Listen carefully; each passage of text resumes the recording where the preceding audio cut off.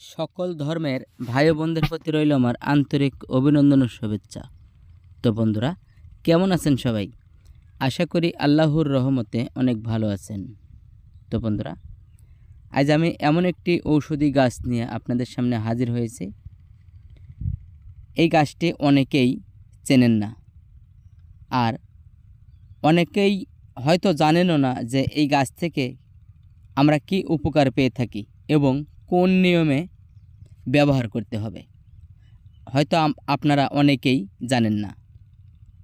তো গাইজ, আজকে আমি অনুরোধ করব ভিডিওটি না টেনে পুরোটা দেখার জন্য। পুরোটা দেখলেই তাহলে আপনি উপকারী এবং নিয়মকানুন সমস্ত কিছু জানতে পারবেন। এবং যারা এখনও আমার চ্যানেলটি সাবস্ক্রাইব করেননি, চ্যানেলে নতুন এসেছেন, চ্যানেলটি সাবস্ক্রাইব করে বেল বাটনটি বাজিয়ে রাখুন। পরবর্তীতে আপনি বিভিন্ন ধরনের ঔষধি গাছের ভিডিও পেয়ে যাবেন, যে সকল ভিডিও থেকে আপনার একটু উপকার হবে এবং আপনি অনেক কিছু জানতে পারবেন, শিখতে পারবেন এবং আপনি নিজে একটু সুস্থ থাকতে পারবেন। আমি সেই ধরনের কিছু ঔষধি গাছ নিয়ে আমি আপনাদেরকে কিছু পরামর্শ দিয়ে থাকি। তো বন্ধুরা, এই গাছটি দেখা যায় অনেক জায়গাতেই হয়তো পাওয়া যায় না, এবং আবার অনেক জায়গাতেই প্রচুর পরিমাণ এই গাছ রয়েছে। এই গাছটি বিশেষ করে পড়ে থাকা অযত্নে জায়গাতেই বেড়ে ওঠে। এই গাছটি আমরা যে সকল উপকার পেয়ে থাকি, এই গাছের শিকড় যদি কেউ রস করে খেতে পারে, ইনশাল্লাহ 10টিরও বেশি উপকার পাবে।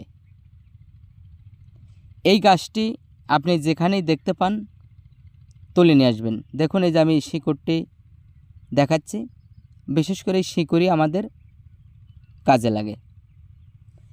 এই গাছটি আপনি যেখানেই দেখতে পান টান দিয়ে তুলে নিয়ে আসবেন। তুলে নিয়ে এসে এই গাছের শিকড়টি আপনি ভালো পানি দিয়ে পরিষ্কার করে ধুয়ে নেবেন।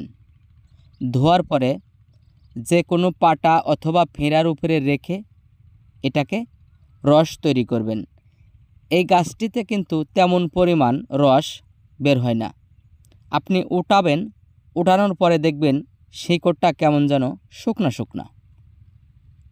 তো আপনি এর মধ্যে খানিকটা পরিমাণ হালকা পানি দিয়ে নেবেন। পানি দিয়ে নিয়ে আপনি ছেঁচে পিষিয়ে রস তৈরি করবেন। এই রস যদি কেউ আখের গুড় দিয়ে 7 দিন সকালবেলা খেতে পারে, যত বছরের পুরাতন আমাশাই হোক না কেন, আপনার শরীর থেকে 7 দিনে পালাবে। এবং যে সকল ভাইরা বলেন যে আমার কষা, জন্ডিস, পায়খানা ক্লিয়ার হয় না, এই গাছের শিকড় যদি একই নিয়মে 7 দিন আখের গুড় দিয়ে খেতে পারে, ইনশাল্লাহ এই সকল সমাধান থেকে আপনারা অতি দ্রুত মুক্তি পেয়ে যাবেন।